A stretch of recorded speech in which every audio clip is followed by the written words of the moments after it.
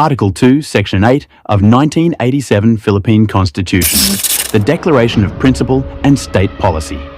That's what we are going to discuss today here in RCJ4 TV, and if you are new to my channel, please subscribe and click the notification bell so I can always notify you every time I have new uploads. Thank you. Okay, let's start!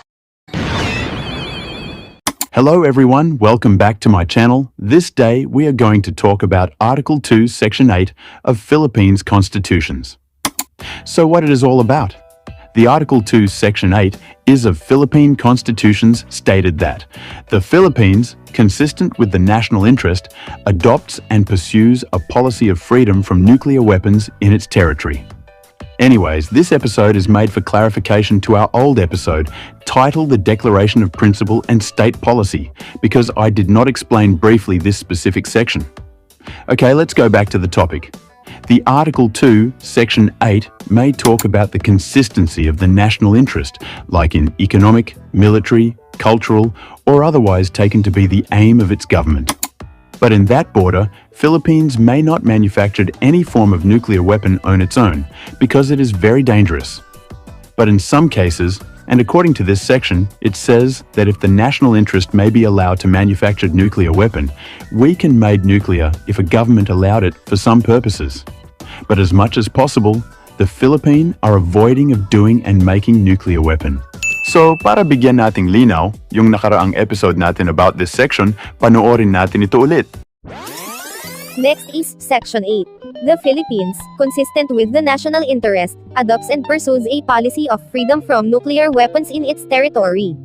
Dito naman sa section na ito, malinaw din na sinasabing, tinatanggap ng ating bansa ang anumang pagkakaroon ng mga sandatang nuclear sa ating teritoryo, na sumasang-ayon sa ating kasiguraduhan.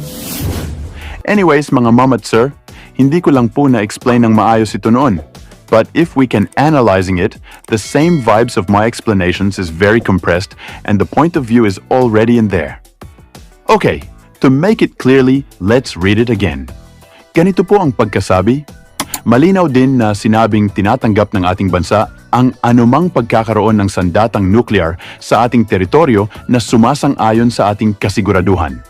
Pinaliwanag dyan mga ma'am at sir ang tungkol sa national interest, which is about our security.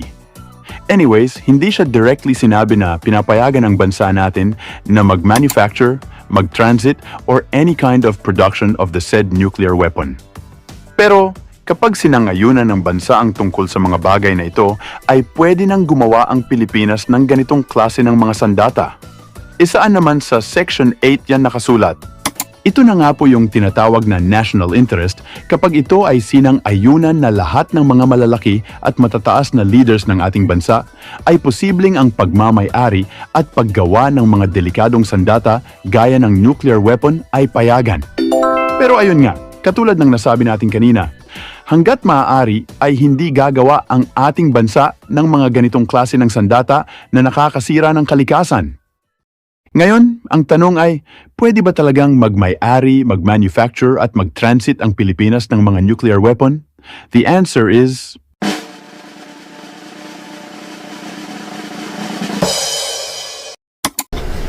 Yes, no.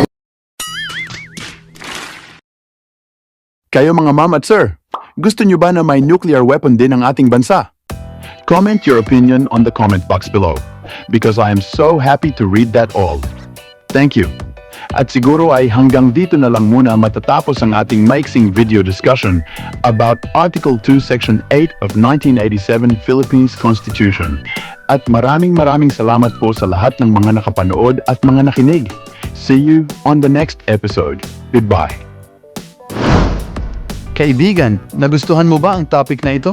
Sana ay may natutunan ka ngayong araw. At kung nagustuhan mo ang video na ito, ay maraming salamat sa iyo. At kung gusto mo pa ng mga videos na kagaya nito, ay mag-follow, like, share at subscribe ka lang dito sa aking channel at page upang patuloy kitang ma-notify sa tuwing may mga bago akong uploads. So hanggang dito na lang mga kaibigan at mag-iingat kayo palagi at maraming salamat ulit sa inyong lahat at God bless at hanggang sa muli.